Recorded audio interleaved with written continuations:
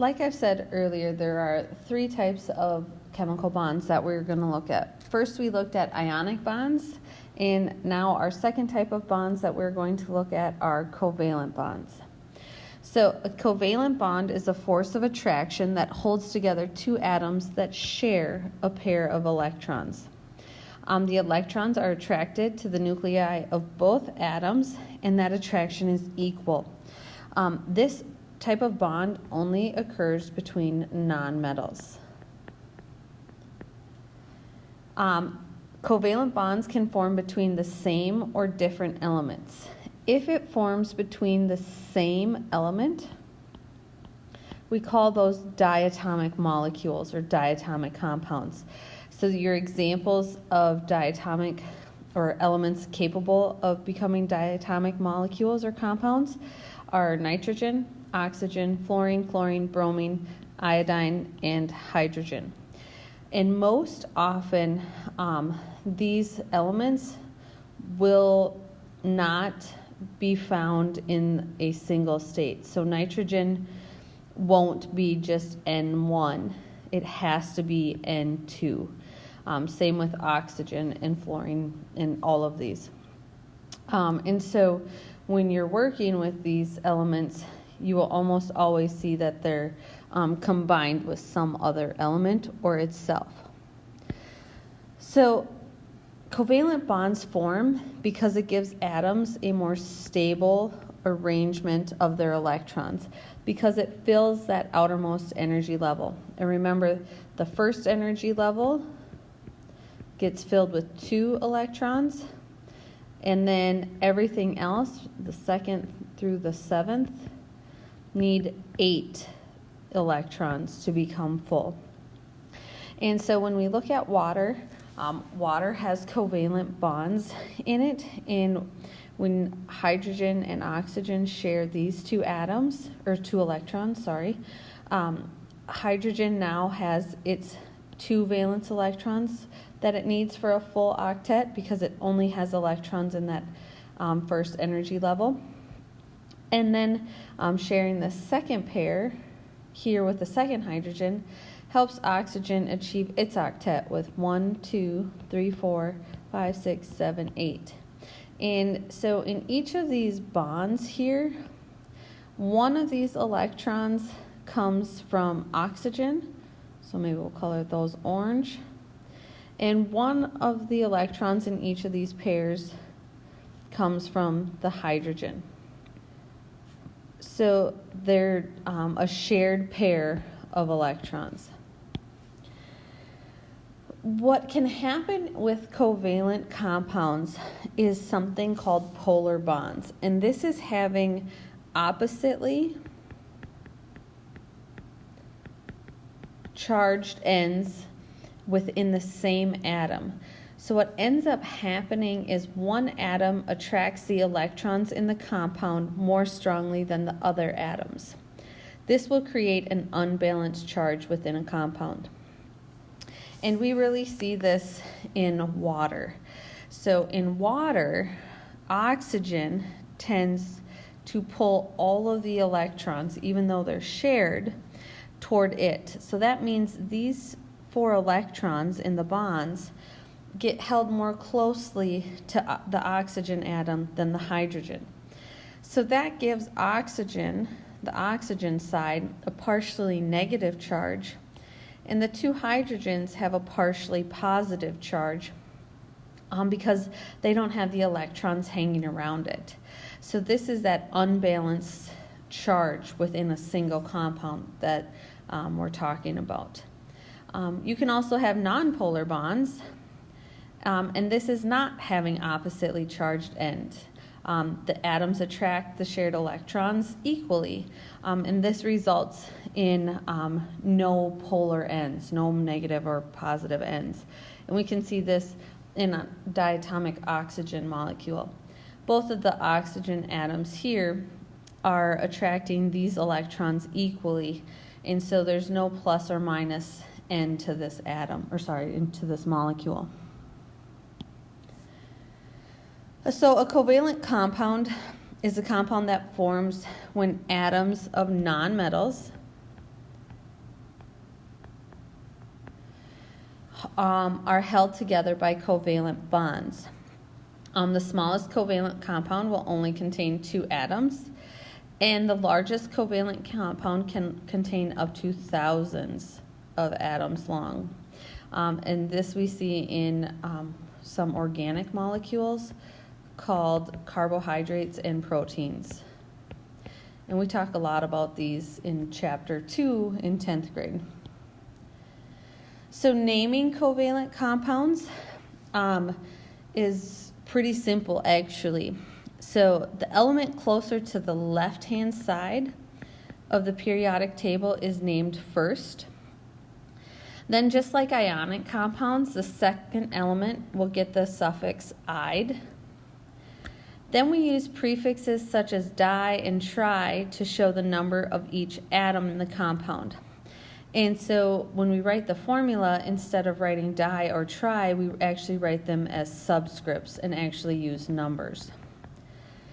So let's give this a practice.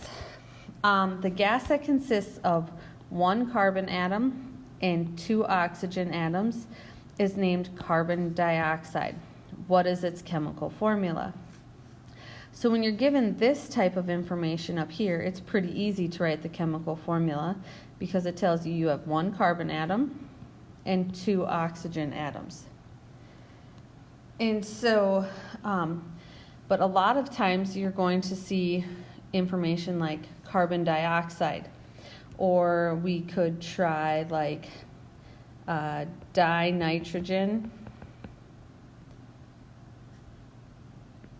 pentahydride. So this nitrogen right here tells us nitrogen, and the di out front tells us 2. Then we have hydride. Hydride is hydrogen with that ending, and then this prefix, the number, tells us penta, and penta means 5. So you're going to more likely see this type of situation versus a situation where it tells you that you get 3 oxygen atoms and 2 nitrogen atoms. And so in that case, the element furthest to the left is nitrogen, so 2, and then 3 oxygen atoms, so N2O3. And so if we had to write this as a name, we look, okay, there's 2 nitrogen atoms, so that's di, and then nitrogen.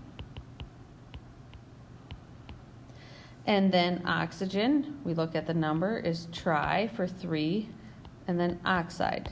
And remember to change that ending on that second element.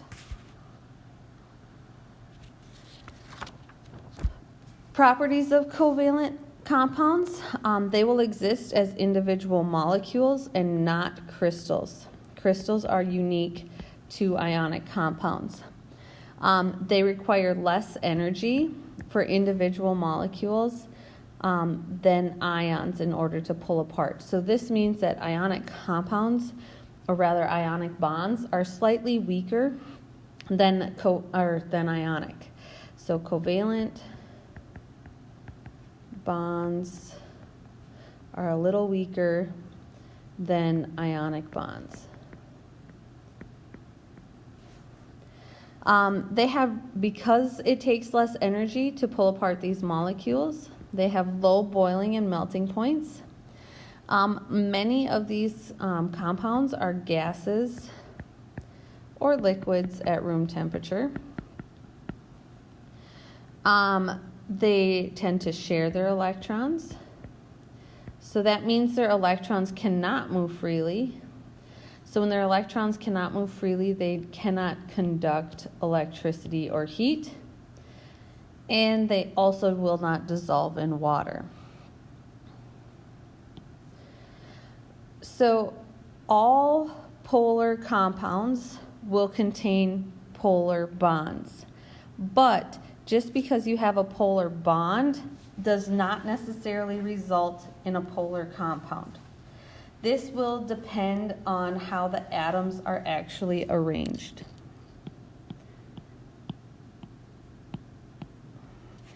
So for example, formaldehyde has a polar compound because the oxygen is pulling those electrons towards it, and the carbon leaving the carbon side partially positive.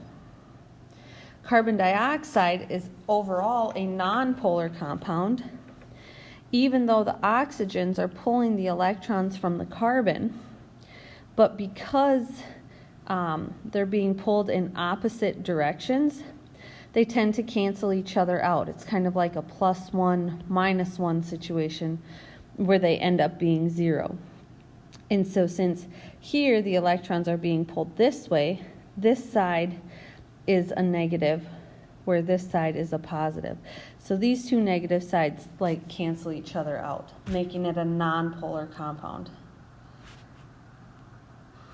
So another example could maybe be acetylene, which has the chemical formula of C2H2. And so when we sketch this out, we have a hydrogen bonded to a carbon. Then this carbon is triple bonded to a hydrogen. And what we see is the carbons pull the electrons towards one another. And so this pull, since they're going in opposite directions, two arrows in opposite directions, means that this is a nonpolar compound.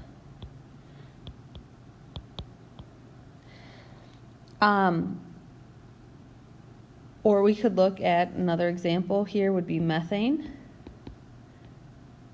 Methane is CH4 with the carbon in the middle, surrounded by hydrogens. And so again, the carbon is going to pull the electrons from the hydrogens, but since all these arrows, if we look here, these two arrows are opposite, and then vertically, those two arrows are opposite, this makes, again, another nonpolar compound. So the only real way to get a polar compound is if you don't have arrows canceling each other out, such as in this first example of formaldehyde. In polar covalent compounds, molecules of polar compounds are attracted to each other because we have a positive and negative end.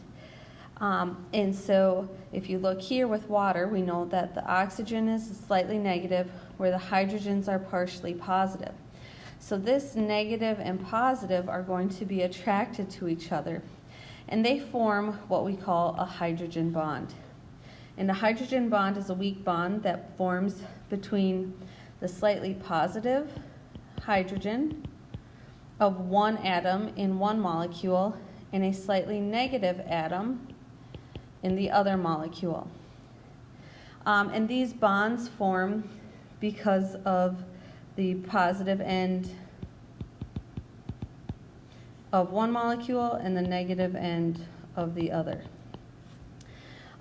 So it's important to note that these hydrogen bonds form between molecules.